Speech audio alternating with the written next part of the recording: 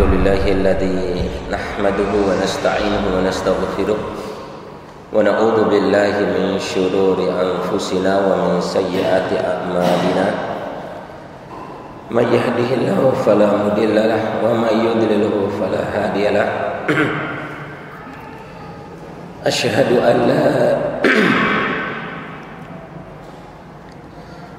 أن لا إله إلا الله وحده لا شريك له وأشهد أن محمدا عبده ورسوله لا نبي ولا رسول بعده فقال الله تعالى في كتابه الكريم بعد أعوذ بالله من الشيطان الرجيم بسم الله الرحمن الرحيم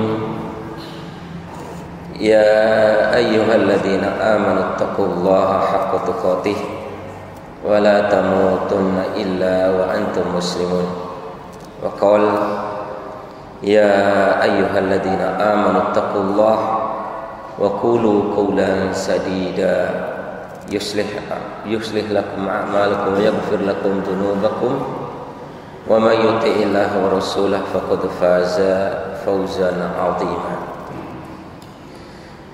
يا رحمن يا رحيم يا الحي يا القيوم يا ذا الجلال والإكرام اللهم إنا نسألك علما نافعا ورزقا طيبا وعملا متقبلا آمين يا رب العالمين.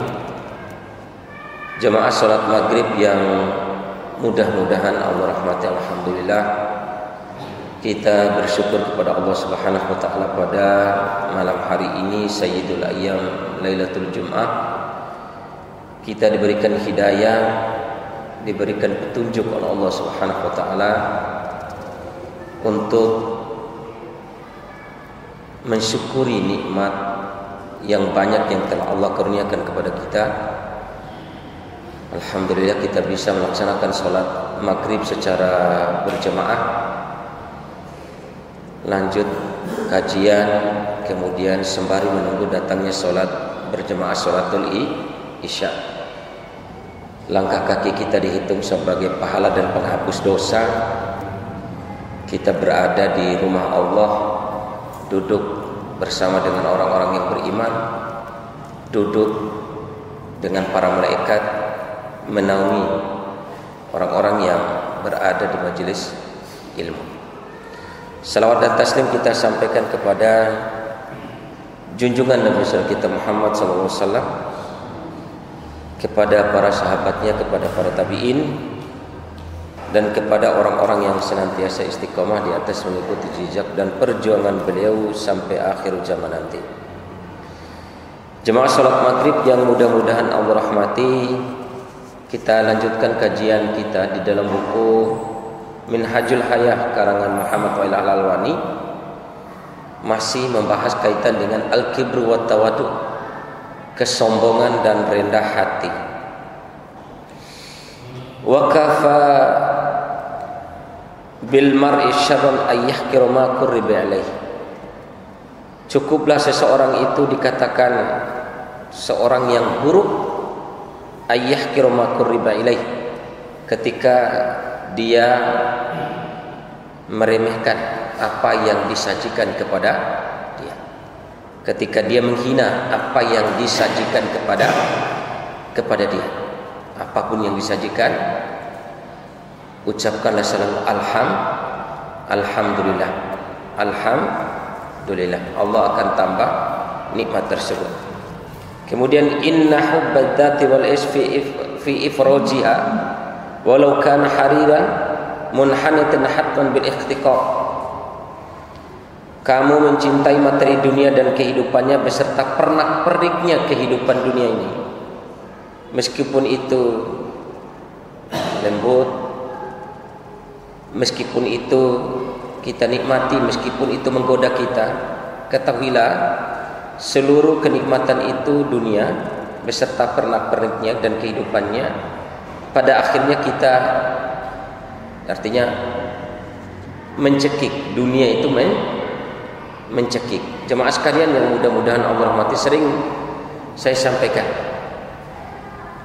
Mau kita jadi petani, mau kita jadi pedagang, dari awal kita kerja sampai nanti kita selesai kerja, pasti mendapatkan dunia, baik yang sedikit maupun sedang maupun banyak, pasti capek. Pekerja kantor duduk dari jam 7 sampai nanti pulang jam 3, meskipun di ruangan AC, bosan, capek. Itulah hakikat dunia, mencekik dia itu dunia. Subhanallah, ketika naudzubillah, ketika di pernak-perniknya dunia ini kita cari, naudzubillah, kita jauh daripada sholat, naudzubillah, apa yang kita dapatkan? Alhamdulillah, ketika kita mencari dunia, kita tidak lupa sholat. Tapi ketika di saat-saat menunggu dunia tersebut, mencari dunia tersebut, lisan kita tetap selalu berzikir kepada Allah. Lisan kita senantiasa bertasbih kepada Allah Subhanahu wa ta'ala. Ini luar biasa sekali, mencekik pada akhirnya. Karena tidak ada sesuatu yang dibawa kecuali hanya 3 helai kain kafan. Al-kibru man batarul haq wa ghamtun nas. Sungguh orang itu dikatakan sombong. Siapa dia? Siapa yang menolak kebenaran dan meremehkan manusia. Siapa yang menolak kebenaran dan siapa yang meremehkan manusia. Wa fil hal wal maqal, baik itu di perkataan dan perbuatan. Wal qalamu akhul lisan, pena itu saudara daripada lisan. Qulil haqq walau ala nafsik, berusahalah untuk berkata yang benar, mengeluarkan kata-kata yang benar, walau ala nafsik, meskipun kata-kata yang benar itu lebih diutamakan adalah untuk menasihati diri kita. Jemaah sekalian yang mudah-mudahan Allah rahmati, menasihati diri kita. Subhanallah, sungguh merugi. Wal asr innal insana lafi khusr, demi waktu sesungguhnya manusia benar-benar dalam keadaan merugi. Illal ladzina amanu wa amilus sholihat, kecuali orang yang beriman, yakin dengan apa yang dikatakan oleh Allah, yakin dengan apa yang dikatakan oleh Rasulullah SAW, wa amilus sholihat, kemudian dia beramal soleh. Rasul sallallahu alaihi wasallam bersabda, man qara'a ayata au man qara'a ayata qul huwallahu ahad ila akhirih 11 marratin fi yaumin ghufirallahu dzunubahu mislu badlul bahr. Kata Rasul sallallahu alaihi wasallam, subhanallah, ini supaya kita tidak melewatkan waktu, rugi begitu. Barang siapa yang rutin membaca Qul huwallah sampai akhir 11 kali sehari, 11 kali sehari, enggak banyak, 11 kali sehari, Allah akan ampuni dosanya, meskipun dosanya itu seperti buih yang ada di lautan. Di dalam sabda yang lain Rasulullah SAW bersabda, man qara'a hina yusbih au hina asbah hina yusbih marratan wahidatan subhanaka, doa sayyidul istighfar, Allahumma anta rabbi la ilaha illa anta khalaqtani wa ana abduka wa ana ahdika wa adika mastata'tu, ya, sampai ila akhir. Siapa yang membaca itu 1 kali saja ketika di waktu pagi, berarti 1 kali ketika habis waktu subuh, ia bertagi bi wajah Allah, yang dia membaca itu benar-benar karena mengharap ridha Allah, karena takut kepada Allah akan dosa-dosanya, memohon ampun kepada Allah akan dosa-dosanya, kemudian dia mati sebelum datangnya waktu sore, dakhalatil jannah, dia masuk surga. Begitu juga barang siapa yang membaca 1 kali ketika waktu sore karena mengharap, benar-benar karena mengharap wajah Allah Subhanahu wa taala, mati sebelum datangnya waktu pagi, wajib bagi dia itu masuk surganya Allah Subhanahu wa taala. Sungguh banyak. Artinya jemaah sekalian yang mudah-mudahan Allah rahmati, kalau perjalanan waktu ini Masya Allah lebih banyak yang sia-sia daripada kita zikir. Bahkan Rasulullah SAW, bahkan ada ulama, kalau kita lihat real bahasa Arab ya, ada syekh misalnya syekh, nah, dokter-dokter yang di real itu kan singkat, dia nggak nyampe 1 menit. Ada pembahasan Masya Allah, mayuridu minkum, siapa di antara kalian itu yudafi anin nisyan, siapa di antara kalian yang ingin supaya kita ini dijauhkan dari penyakit seriwo ya, atau tua-tua tapi lupa itu, serede. Maka perbanyaklah untuk membaca Al-Quran dan zikir kepada Allah. Subhanallah bihamdihi, subhanallahil azim, la ilaha illallah wahdahu la syarikalah, lahul mulku wa lahul hamdu, yuhyi wa yumiitu wa huwa ala kulli syai'in qadir. Perbanyak membaca itu, perbanyak membaca Al-Quran. Subhanallah, Allah akan jaga. Mulai dipaksakan diri kita ini untuk melakukan hal-hal seperti itu, paksakan untuk membiasakan diri baca Al-Quran, kemudian zikr. Kalau mungkin kita padatnya waktu mungkin susah membaca Al-Quran, sungguh tidak padat ya. Kalau baca hanya membaca selembar, setengah lembar, subhanallah. Lebih daripada itu zikir. Insya Allah ini Allah akan memberikan keluasan yang sungguh sangat luar biasa. Wal qalamu akhul lisan, dan pena itu adalah saudara daripada lisan, bahasa tulisan.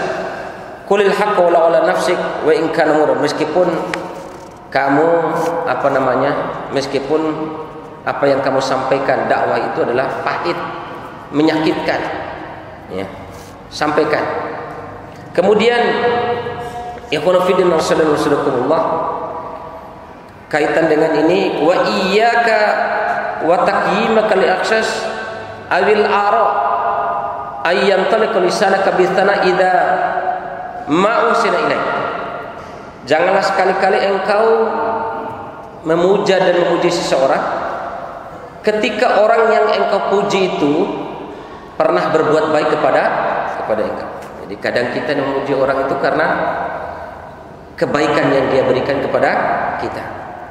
Wa idza ma nusita au, apabila kamu sudah mulai dilupakan, ruh tantal masmata, kemudian kamu berusaha untuk mencari celah untuk menghinanya, mencari celah untuk mencemooh saudara kamu tersebut ketika ada sesuatu dan lain hal yang tidak ada hubungannya baik dengan dia. Fatakun min ahlin, maka kamu akan menjadi salah satu di antara yang Allah Subhanahu wa taala firmankan, wa minhum may yalmijuka fi shadaqah, di antara mereka wahai Muhammad, kata Allah, ada di antara mereka orang-orang munafik, orang-orang kafir itu yang mencemoohkan kamu kaitan dengan sedekah, infak. Fa in utu min harudu, kalau dikasih mereka ridho, mereka mencintai kamu, mereka memuji kamu. Kemudian wa in lam yu'ta minha idza hum yasqutun, kalau mereka belum dikasih, kalau tidak dikasih mereka menghina atau mencemoohkan kamu. Fakun munsifan, maka jadilah orang yang suka berbuat adil, yang bersikap adil. Wa iyyaka thumma iyyaka an takuna mimman idza talu 'ala nasi yastafun, dan janganlah sekali-kali kamu menjadi seseorang seperti yang Allah Subhanahu wa taala firmankan, apabila mereka minta timbangan kepada orang lain, mereka memintanya supaya ditimbang dengan baik. Tapi kalau mereka yang menimbang, mereka berbuat curang. Ini jangan sampai kita ini memiliki sikap seperti itu. Ala rubba mukrimin nafsi wa huwa muhin. Betapa banyak orang yang menganggap dirinya mulia, menganggap dirinya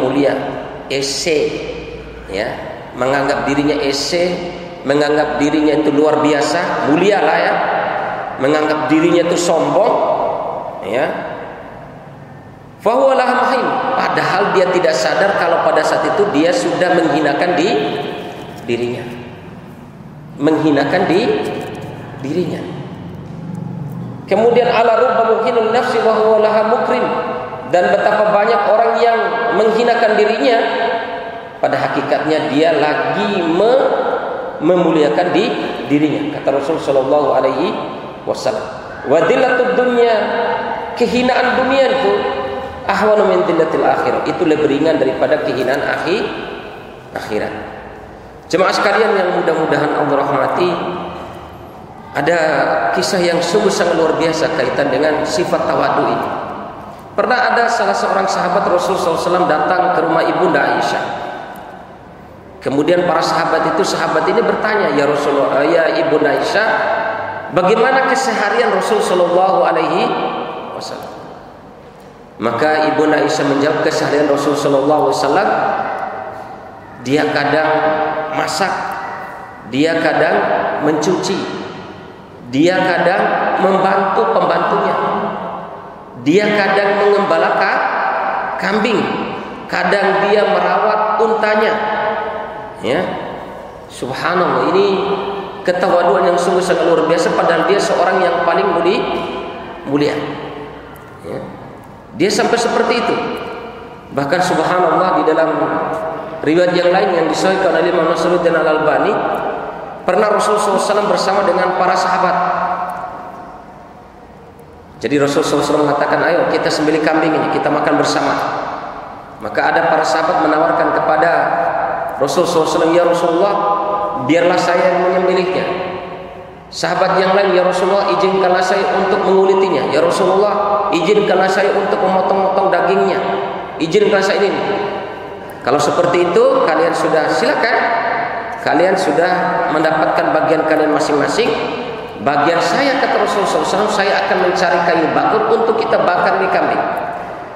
Jadi Rasulullah SAW ingin punya bagian untuk mencari kayu bakar, supaya maknanya Rasulullah SAW itu manusia biasa.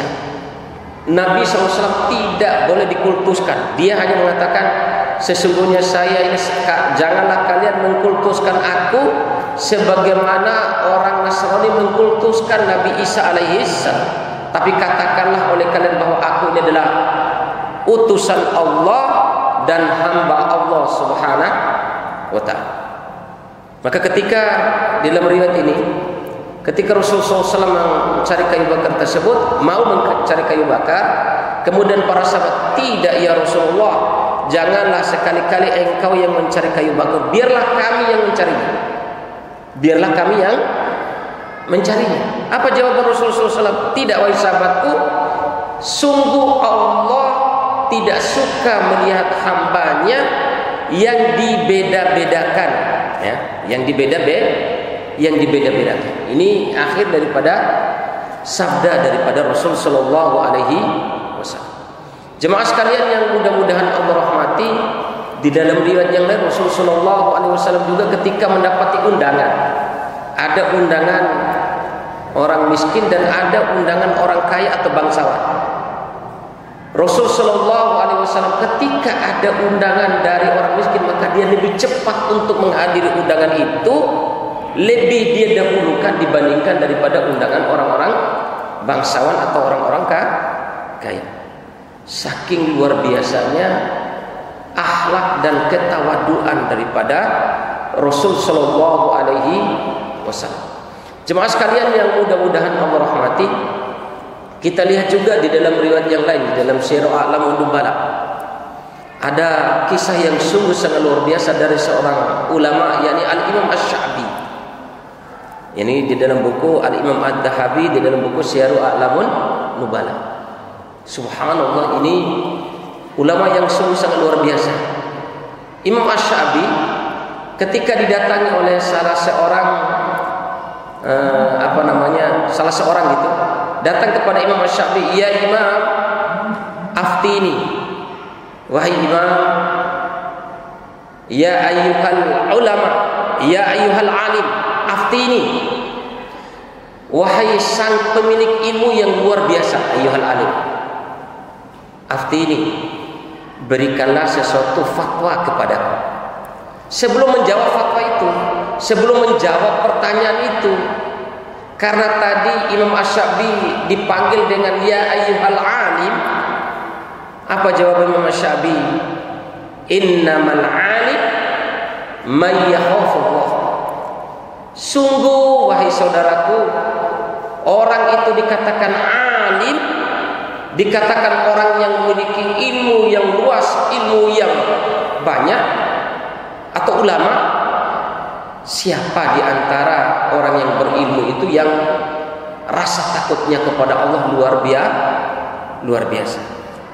Jemaah sekalian, hanya dipanggil dengan seorang alim saja, si Imam Sya'bi ini merasa tidak pantas, tidak cocok, ya, sampai dia katakan kepada sahabatnya, kepada temannya tadi, wahai saudaraku, sungguh kalian itu melihat aku mungkin banyak mengarang kitab, banyak mengisi ceramah dan yang lainnya, tapi ketahuilah orang alim itu siapa yang takut kepada Allah, sementara aku belum pantas dikatakan sebagai orang yang takut kepada Allah Subhanahu wa ta'ala.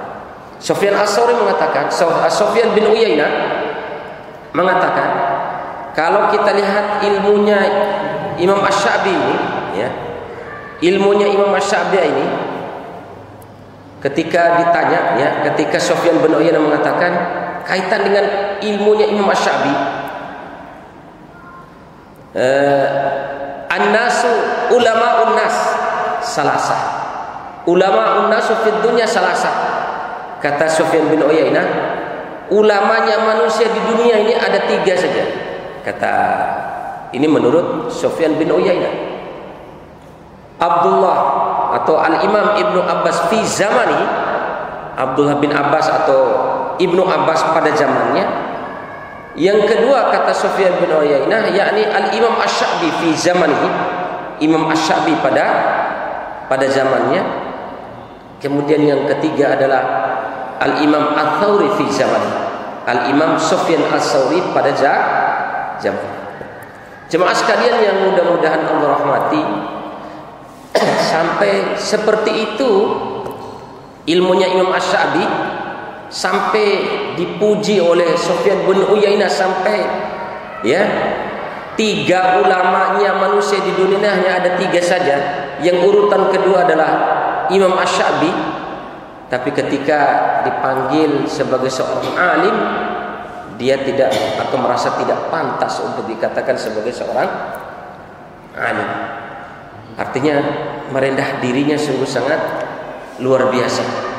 Jemaah sekalian yang mudah-mudahan Allah rahmati, bahkan kaitan dengan Imam Asy-Sya'bi ini, ada salah seorang mengatakan, Muhammad bin Sirin mengatakan, faqad ra'aituhu yustafta wa ashabu Rasul sallallahu alaihi wasallam mutanaffirin. Muhammad bin Sirin mengatakan, saya pernah melihat Al-Imam Asy-Sya'bi ini, ya, memberikan fatwa, padahal para sahabat Nabi SAW ada di mana-mana. Maknanya ketika, karena menurut Imam Adz-Dzahabi di dalam buku Syiar A'lamun Nubala, Imam Asy-Sya'bi ini belajar kepada 500 orang sahabat Nabi Shallallahu Alaihi Wasallam. Dia menuntut ilmunya itu sampai bertemu dengan 500 orang sahabat Nabi SAW. Tapi ketika di tengah-tengah sahabat, masyarakat pada saat itu lebih banyak bertanya tentang masalah Islam ini kepada Imam Asy-Sya'bi. Padahal sahabat itu banyak. Ya, saking luar biasanya ilmu Al-Imam Asy-Sya'bi. Ini subhanallah, karakter contoh dari para salaf kaitan dengan ilmu, ya, kaitan dengan ketawaduan, kaitan dengan merendahkan diri, ya, kaitan dengan tidak menyombongkan diri. Jemaah sekalian yang mudah-mudahan Allah rahmati, ada lagi subhanallah, siapa yang tidak kenal dengan Abdullah bin Mubarak, Ibnu Mubarak. mujahid, alim, agniya. Ini Imam Ibnu Barak ini karakternya ketika di masa tabi'in ini suka berperang, mujahid. Tidak pernah alpa kalau ada panggilan jihad itu tidak pernah alpa. Kemudian ulama yang alim, yang sangat alim masalah Islam juga pada zamannya. Kemudian goni, sangat kaya.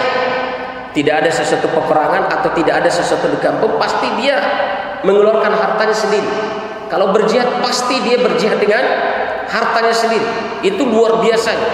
Tapi jemaah sekalian, ketika di Ma'arakah, di medan jihad, subhanallah, tiba-tiba datang di tengah-tengah pasukan itu ada seorang laki-laki yang pakai cadar, pakai jilbab dan pakai cadar. Saking dia tidak ingin ketahuan siapa sih kiranya yang gerangan ikut berperang yang selalu memakai atau menutup mukanya dengan cadar dan jilbab tersebut. Pokoknya tidak kelihatan lah. Subhanallah, masyhur gitu. Pokoknya dia nih pakaian begitu kalau ikut berperang.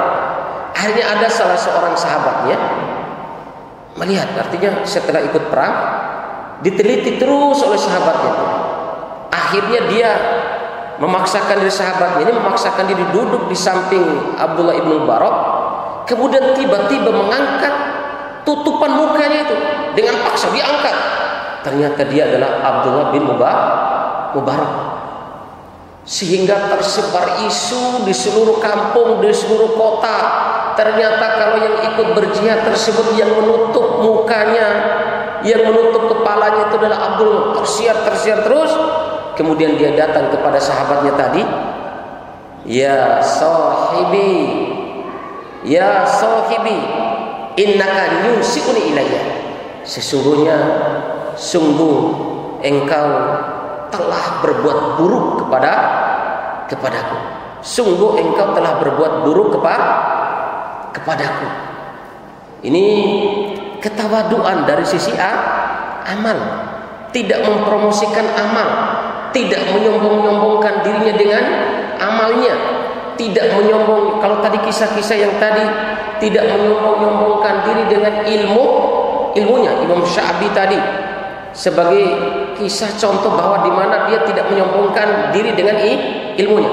Kalau kisah tadi Rasul Shallallahu Alaihi Wasallam berbaur dengan sahabatnya, padahal dia adalah bukan hanya pemimpin dunia, tapi Habibullah, kekasihnya Allah, pemimpin para nabi dan rasul di surga, yang memberikan syafaat yang besar nanti ketika di padang mahsyar, ketika nabi-nabi yang lain merasa malu untuk memberikan syafaat tersebut ketika menunggu pengadilan Allah 50.000 tahun. Siapa yang memberikan syafaat itu? Siapa yang layak memberikan syafaatul kubra itu? Hanya Rasul Shallallahu Alaihi Wasallam. Tapi tadi kebiasaannya dengan rakyatnya, kebiasaan dengan umatnya sampai seperti itu. Saking luar biasanya seorang raja yang sungguh sangat luar biasa seperti itu. Saking butuhnya ketika beliau meninggal. Coba bayangkan jemaah sekalian, seorang pemimpin dan dijamin surga, pemimpinnya surga yang memberikan syafaat nanti pada umatnya di yaumil akhir. Ketika beliau meninggal apa? Tadi ketika beliau meninggal ternyata dalam keadaan perisainya digadaikan kepada seorang Yahudi. Dia tidak semena-mena ketika dia menjadi seorang pemimpin, ketika menjadi seorang yang memimpin umat Islam ini, kemudian mengumpulkan hartanya dan yang tidak. Pernah di malam Jumat yang lalu saya kisahkan kan, ketika beliau pernah pergi ke rumah anaknya Fatimah, ya kan? Tidak ada yang dimakan, kasihan, cucunya lapar, Fatimah juga lapar, beliau sendiri juga lapar. Apa yang dilakukan Rasulullah SAW? Pergi cari kerjaan, sampai ditempelin oleh orang Badui kan, sampai ditampar oleh seorang Badui, yang pada akhirnya dengan akhlak dan ketawaduan Rasulullah SAW, orang Badui ini masuk Islam. Ini luar biasa jemaah sekalian yang mudah-mudahan Allah rahmati, kaitan dengan pentingnya ketawaduan, ya. Tamim Ad-Dari, kalau kita lihat Tamim Ad-Dari misalnya, Tamim Ad-Dari ini subhanallah, ketika ditanya oleh temannya, kaifa sholatu tahajjudika, bagaimana keadaan sholat tahajudmu, ya, bagaimana keadaan sholat tahajudmu, maka dijawab oleh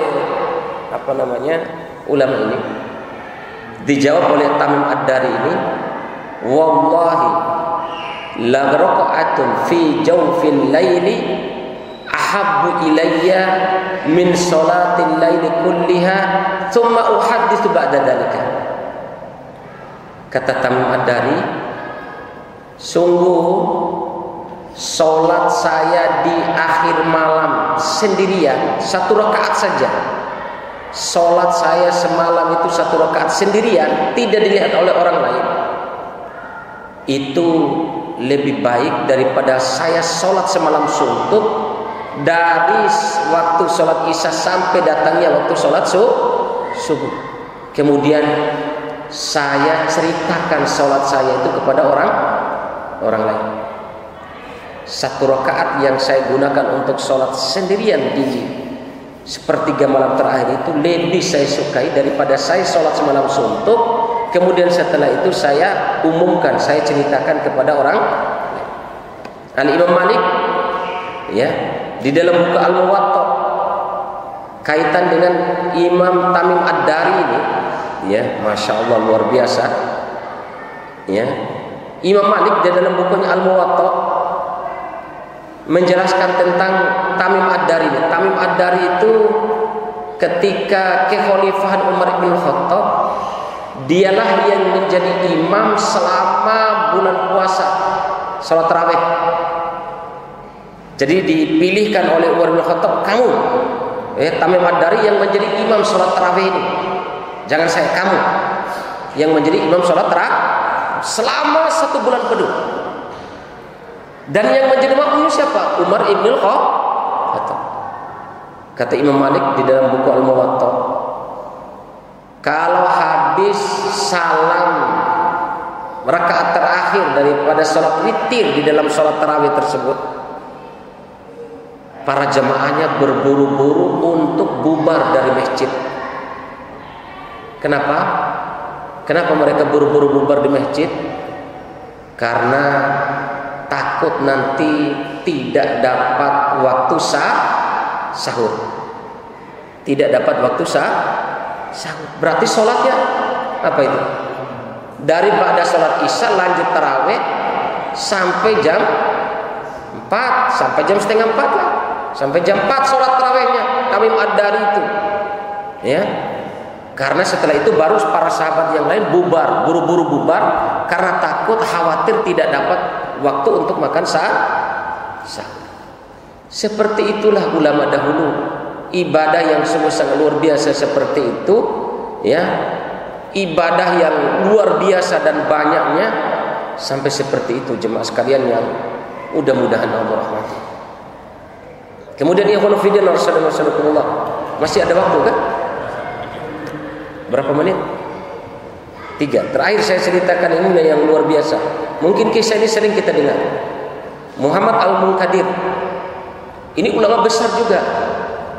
Ketika musim paceklik di Madinah, berkali-kali para sahabat senior, para ulama-ulama senior sholat minta hujan begitu, tapi nggak turun-turun hujan itu.